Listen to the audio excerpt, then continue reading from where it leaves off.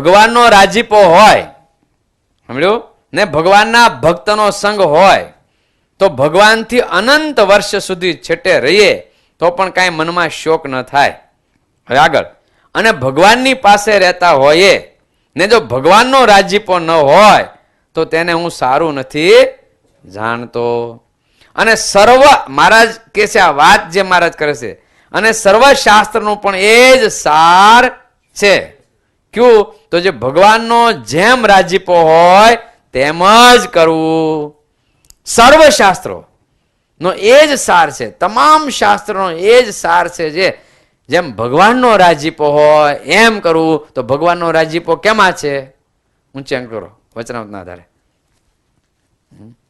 ભગવાનનો રાજીપો શેમાં છે? બોલો.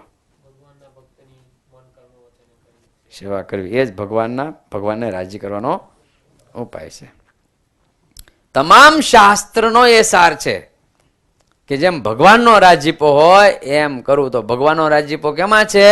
ભગવાનના ભક્તની મન કર્મ વચને કરીને સેવા કરો. કદાચ ભગવાનથી દૂર રહેવાય પણ જો ભગવાનના ભક્તનો સંગ હોય તો એ શ્રેષ્ઠ છે.